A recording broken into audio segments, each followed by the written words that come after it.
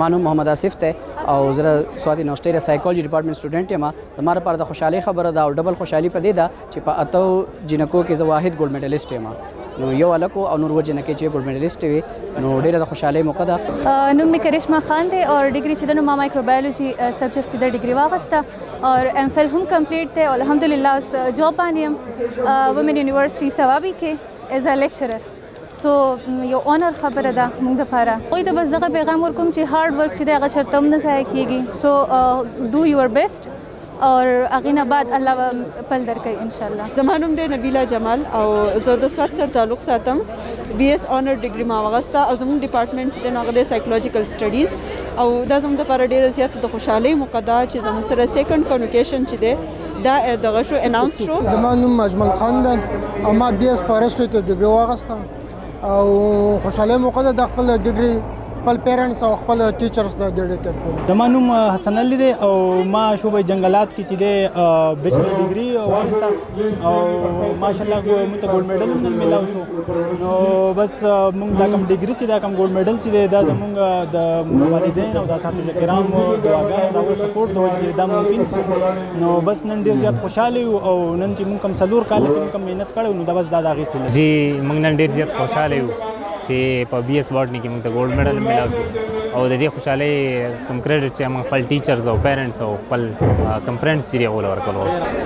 زما نوم احمد علي دی او منګوري سره مې تعلق دی.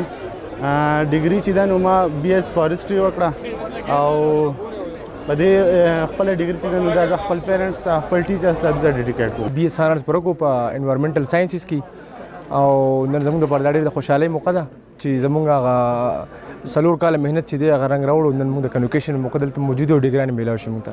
زه نن ډېره زیاته خوشحاله یم. زما 2 بچو نن ډیګریانې واخیستې خو زه په دې ډېره خوشحاله یم چې زما کاشف علي ایډوکیټ چې دی دا د سوات یونیورسټۍ اولنی سټوډنټ دی د ایل ایل بي لاین شریعه او د اسلام آباد اسلامک انټرنیشنل ایل ایل ایم هم کړی دی خو د هغې به دومره خوشحالي نه وي څومره چې د نن په سوات کې د کومه ډیګري د بی ایس واخیسته ایل ایل بي لاین شریعه د دې ډېره زیاته خوشحالي ده. زما یو لور یو ډیګري اخیستې د بېګانه په دې خوا چې کله زه خبر شوم چې دوی به سبا ډیګري علي نو ما خوب نه دی کړی. د خوشحالۍ نه زما خوب تښتېدلی دی. زما نوم کاشف علي ایډوکیټ دی. سوات سره تعلق ساتم او د سوات یونیورسټۍ په پوینټ سټوډنټانو کې هم به 2010-2015 زموږ ډیګري وه. نن موږ د لاین شریعه ډیګري ترلاسه کړه او ډېر زیات د خوشحالۍ خبره وه چې نن په خپله خاوره کې د یونیورسټۍ په خپل بلډینګ کې د خپل وزیر اعلی په لاس باندې موږ دا ډیګري ترلاسه کړه. نو خوشحالي ډېره زیاته ده خو خفګان په یو خبره دی نن چې تاسو ته پته لري زما والد صاحب ته 2016 سټروک دی. هغه نن دلته کې په دې خوشحالۍ کې زما سره دلته کې ولاړ نه دی نو د هغې راته ډېر زیات افسوس دی.